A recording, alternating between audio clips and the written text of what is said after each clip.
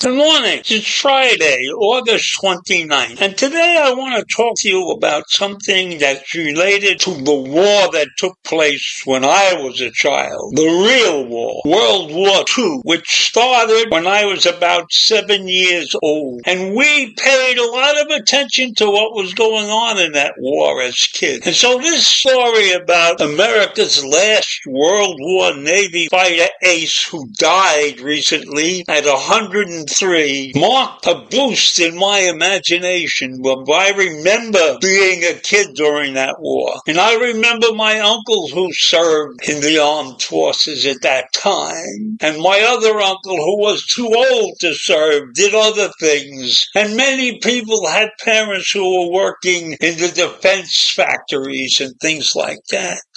So when this World War II naval fighter pilot died at 103, it was a sad blow to our nation's rapidly vanishing connection to the greatest generation's heroic legacy. And that's how they presented it in this article. So there's only 66,000 World War II veterans still alive today. That's less than 5% of the 16.4 million people who served in World War II. I did not realize that the number was that large. And based on what they're looking at now, based upon the statistics, the last American World War II veterans are projected to pass away in the early 2040s. That would make most of these guys close to 100 years old. And 37% of younger Americans know little or nothing about World War II. And I bet you that's 100%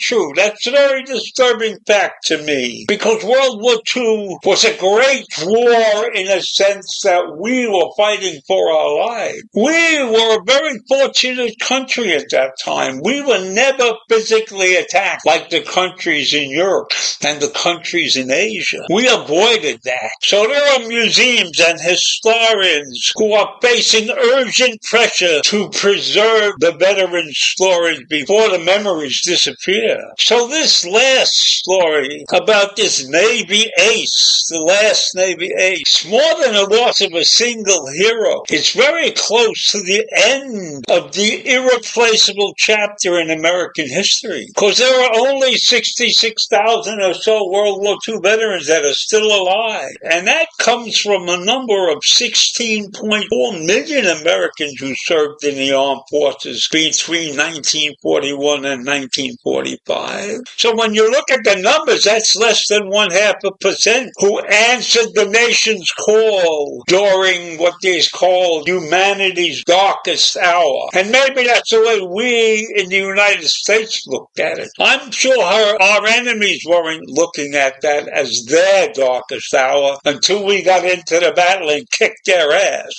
So American courage and sacrifice literally saved the world from tyranny. That's an amazing accomplishment. We don't get enough credit now for what we did during World War II. And the demographic reality facing America is staggering. In 2015, approximately 930,000 World War II veterans were still living. By 2023, that number is down to 119,000. That means that these people are reaching the edge of their lives, the final call, so to speak. Because all of these guys and girls are approaching 100 years old, and they're dying quickly now. And the Department of Veteran Affairs projects that the last American World War II veteran will die sometime in the early 2040s. That would make the guy over 100 years old by my calculation, or the girl over 100 years old by my calculation. So this is a staggering thing when that generation's wisdom is slipping away from us. And who is going to remember that? And who is going to keep us from forgetting all about the heroics of that stretch of time? So America's losing the voices of men and women who witnessed history's most pivotal moments firsthand. That's if you're looking at from our enemies' view. It's probably much, much different. So we need these people to give us their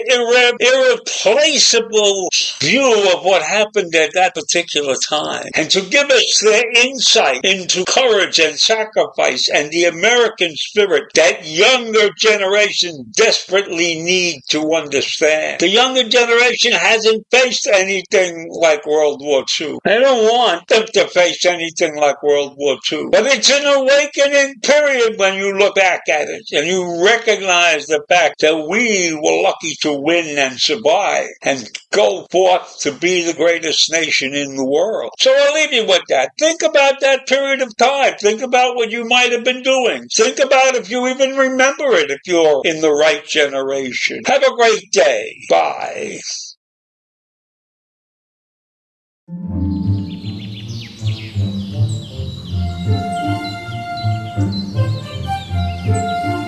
Thank